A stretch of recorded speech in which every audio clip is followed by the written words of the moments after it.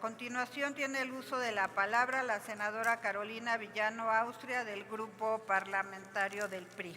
Tiene la palabra hasta por 5 minutos. Muchas gracias, presidenta. Es muy difícil hablar en poco tiempo cuando el secretario ha tenido más de 1 hora para hablar y ahora se excedió hace rato 18 minutos. Pero voy a intentar hacer un esfuerzo. Me extraña mucho escuchar en esta tribuna al secretario como si México hubiera nacido hace 7 años. La verdad es que lo que se ha hecho en estos 2 siglos, en estos últimos años para la educación en México, es una gran hazaña. Tan solo debo decir, el normalismo mexicano representa una tradición pedagógica y científica en América Latina como ninguna otra institución. Eso fue creado en los gobiernos del PRI. Y claro, ha dado enormes resultados, sin duda alguna. Me extraña también profundamente que diga que el próximo año van a levantar bandera blanca porque en los años del neoliberalismo no se hizo nada. Bueno, si logran levantar bandera blanca, que a mí me daría mucho gusto en términos generales, y voy a abundar un poco más adelante, sería muy bueno, pero es sobre la base de lo que hemos construido. Sin embargo, no puedo entender cómo lo van a lograr cuando hay varios indicadores que nos dicen y nos hablan de francos retrocesos. Miren, CONAFE, una institución que está hecha para darle acceso a la educación a los niños más pobres de este país, de las comunidades más apartadas. Este año le han reducido 1,000 millones de pesos, 20%. ¿Dónde están primero los pobres? Para poder acabar con el analfabetismo, se creó el INEA, otra gran institución, una institución que ha hecho cosas increíbles para darles alfabetización a los adultos mayores. Reducción del 10% de su presupuesto. Primero los pobres. Llegamos todas. Hoy no hay escuela de tiempo completo para las mujeres, para que puedan sus hijos tener un espacio seguro y evitar que los enganchen, evitar tantas cosas, pero sobre todo para que ellas puedan realmente ejercer sus derechos. No entiendo cómo podemos lograrlo con estos enormes retrocesos. Ahora quiero decirle, bandera blanca, datos de los ejercicios integradores del aprendizaje, con datos de la SEP, del ciclo escolar 24-25. Solo 9 de cada 100 alumnos de tercero de secundaria pueden calcular perímetros de figuras geométricas.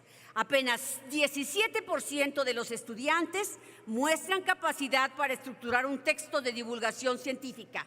Solo 23% tiene comprensión adecuada del tema. No. Yo quiero decirles, durante todos estos años se creó la Secretaría de Educación Pública, expansión de la educación básica, libros de texto gratuitos se crearon, impulso de la creación de universidades a la creación de universidades públicas, el Instituto Politécnico Nacional, la UNAM tuvo su autonomía, escuelas de tiempo completo, creación del CONACYT, creación de programas de becas, en fin, podría quedarme aquí usando todo mi tiempo para hablar de lo que se ha hecho en esta gran hazaña desde que tuvimos un secretario de Educación, que a muchos les queda grande esa silla, la de Vasconcelos. Pero bueno, voy a continuar. La educación es sin duda el principal vehículo de la movilidad social. Como dijo el constituyente de Querétaro, hace más de un siglo, en la redacción del artículo 3, cuando se estaba aprobando, dijo: "Es el momento más solemne de la revolución. No hay más orgullo del siglo pasado mexicano que la creación del Sistema Educativo Nacional de Vasconcelos a Torres Bodet". Sin embargo, hoy, la Auditoría Superior de la Federación ha detectado irregularidades por más de 3,000 millones de pesos en el programa La Escuela es Nuestra. Así que mi primera pregunta es: ¿cómo van a corregir todos estos errores que están costando vidas? Hace solo unos días, en el ejido San Miguel, en San Pedro, en La Laguna, en Coahuila, falleció el niño Anuel Esquivel, de 6 años. Se le cayó encima una techumbre, porque hoy nadie se hace responsable de la supervisión técnica correcta de estas escuelas, ni el municipio, ni la federación, ni los estados. Absolutamente nadie. Y así se han ido muchos padres de familia con el dinero. Desaparecen, se llevan a sus hijos a vivir a otro lugar. Pero sobre todo el riesgo que corren los niños. Los rezagos causados por esta administración se observan en la cobertura educativa, la deserción escolar y el rezago. No son datos aislados, forman parte de un uso ideológico que nace del resentimiento con la finalidad de polarizar al país. Un caso emblemático fue la incorporación en los libros de texto del comentario relativo a una persona indígena por el expresidente del INE, que la Suprema Corte sentenció que debería ser retirado por considerar una violación a los derechos humanos. Esto sí es racista y sí es clasista. En este sentido le pregunto, ¿cuándo se van a retirar esos contenidos de los libros de texto? ¿Qué sanción tendrá Max Arriaga por esta violación a los derechos humanos de un tercero? En materia de cobertura, hemos perdido 10 puntos porcentuales. Destaca sobre todo la primaria, pasando de 98 en 2018 a 95% en 2024. En preescolar se ha estancado, quedando en el 70% que se tenía en 2018. El abandono escolar sigue siendo un problema que crece de acuerdo con el Observatorio Educación con Rumbo. Casi 95 alumnos abandonan anualmente sus estudios. El 11% se concentra en la educación media superior, donde las becas universales no son suficientes para mantener a los adolescentes en el aula. Un dato que no es aislado es que 2 recientes homicidios en Michoacán, el de Carlos Manso y uno más en la Ciudad de México, fueron perpetrados por menores de edad. El reclutamiento forzado tiene su mayor impacto en niñas, niños y adolescentes. Nuevamente pregunto, ¿qué va a hacer la SEP? ¿Qué está realizando? ¿Qué acción para prevenir el reclutamiento forzado infantil y juvenil por parte del crimen? Los datos se correlacionan. Guerrero y Michoacán tienen una cobertura de educación superior al menos 27%, un indicador que revela la poca inversión que se tiene para ofrecer alternativas de movilidad social. Además, hay un caso emblemático de corrupción. Las Universidades para el Bienestar Benito Juárez, que tiene bajo su cargo Raquel Sosa, que tienen más de 100 litigios laborales por despidos injustificados y 1.900 millones de pesos en montos no aclarados ante la Auditoría Superior, que corresponde en promedio al 35% total del ejercicio. ¿Van a mantener a Raquel Sosa al frente de la Universidad del Bienestar? ¿Cuáles son las alternativas para el crecimiento de la oferta educativa a nivel superior? ¿Cuál es el compromiso en datos de su gobierno para aumentar del 36% de la cobertura de educación superior? Finalmente, su gobierno ha renunciado a aplicar la prueba PISA y desapareció Mejoredu. Es decir, estamos renunciando a la evaluación. Las matemáticas son las mismas aquí en Singapur, solamente que allá sí tienen perspectiva de evaluar y mejorar continuamente. En la última evaluación de PISA en 2022 ocupamos el sitio 51 de 81 países. El retroceso en matemáticas es alarmante. 66% de los alumnos de tercero de secundaria no tienen conocimientos básicos en esta área. Somos el lugar 78. Eso es lo que realmente tenemos, un retroceso enorme. Yo quisiera que ustedes nos dijeran, ¿llegaron y en el 2018 inventaron México? No, lo inventaron ciertamente muchos maestros maravillosos, pero hoy ustedes están retrocediendo. Gracias. Senadora Villano, por supuesto que no se inventó el país hace 7 años. En materia educativa, yo reconocí aquí en mi intervención inicial la gesta iniciada por José Vasconcelos de alfabetizar este país, que vamos a poder concluir más de un siglo después, por supuesto, gracias al trabajo de miles de maestros durante varias generaciones, que por fin nos llevan a que hoy, el siguiente año, podamos tener bandera blanca contra el analfabetismo. También hice un reconocimiento a las normales en nuestro país por la contribución que han tenido. Fueron las normales de donde salió el Plan de Estudios 2022 de la nueva Escuela Mexicana. Fueron las normales quienes diseñaron los contenidos de los nuevos libros de texto gratuito. Le tenemos un gran aprecio y reconocimiento al normalismo mexicano, que ahí sí coincido con usted, son un referente en América Latina, las normales en nuestro país y la preparación continua que hacen de miles de maestros en México. Tenemos más de 200 normales en nuestro país. Tenemos las normales rurales que tienen una atención especial. Tenemos 261 normales en todo México con 115,000 alumnos que tienen un apoyo permanente por parte del gobierno de México.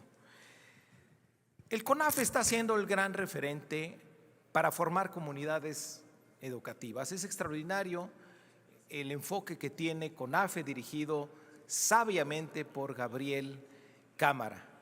Don Gabriel Cámara es el gran maestro que tenemos, por fortuna, en la Secretaría de Educación Pública. Ha atinado en saber cómo conducir esto que logró la nueva escuela mexicana, de la autonomía profesional docente.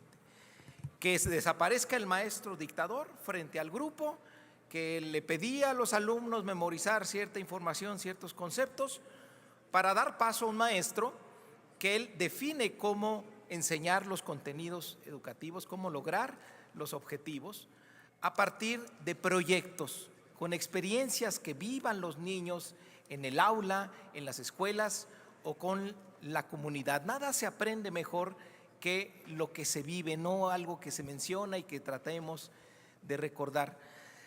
Este modelo exige mucho trabajo fuera del aula al maestro, de preparación de su clase, exige mucha creatividad, exige mucho compromiso y trabajo colaborativo. Por eso, la autonomía profesional docente es un lugar propicio para que las y los maestros intercambien experiencias y se apoyen en esta metodología de la tutoría que tienen en CONAFE, donde el niño aprende enseñando y donde el maestro aprende o enseña aprendiendo.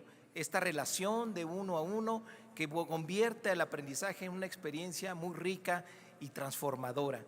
Si entre los niños pueden aprender enseñando y los maestros pueden enseñar aprendiendo de ellos, ¿por qué no replicar esta dinámica entre las y los maestros? Desde que llegamos a la Secretaría de Educación, hemos orientado a que los consejos técnicos, en lugar de que sean unas reuniones burocráticas que se hacen el último viernes de cada mes, se constituyan comunidades de aprendizaje.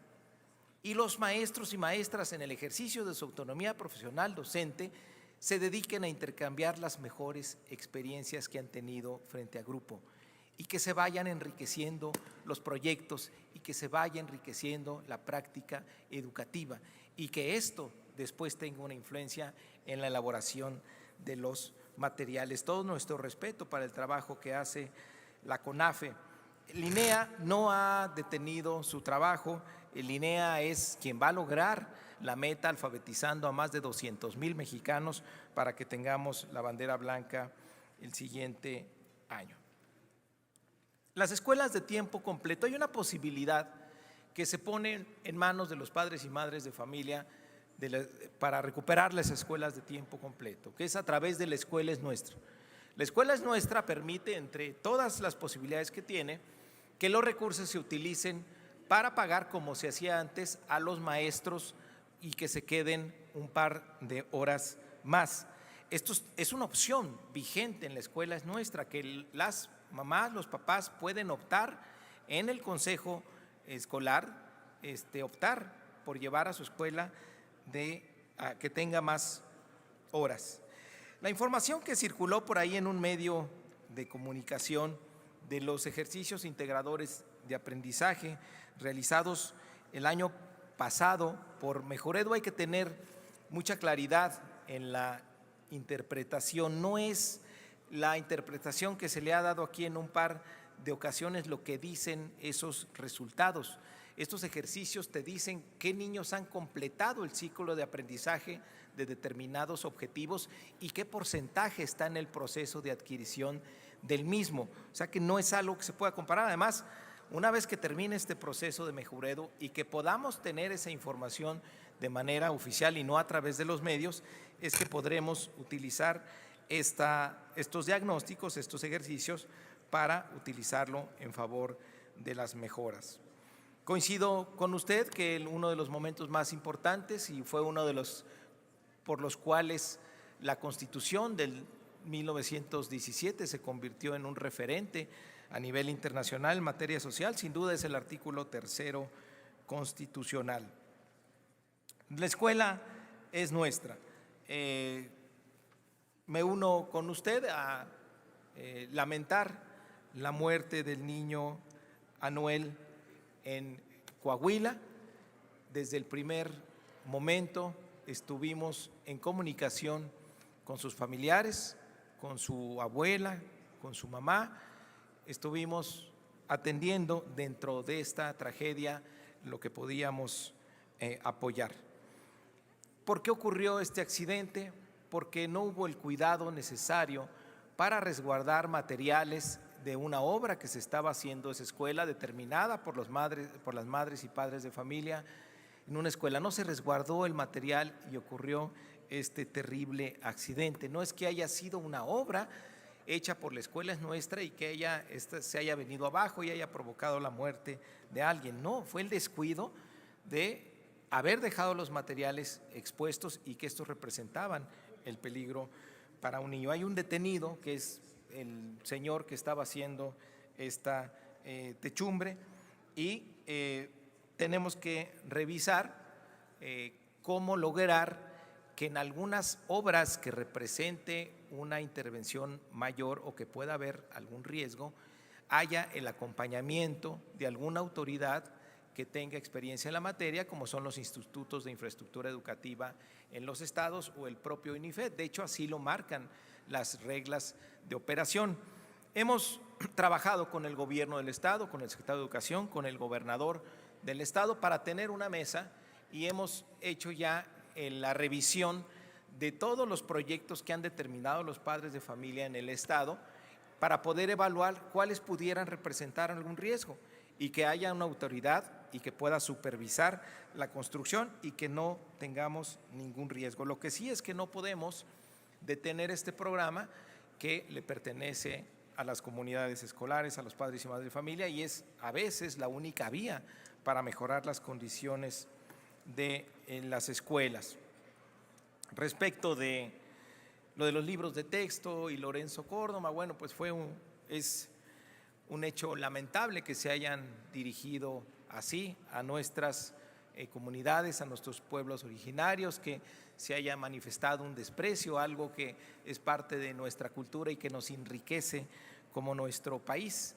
Era un gran ejemplo que estuviera en los libros de texto para que nunca vuelva a suceder.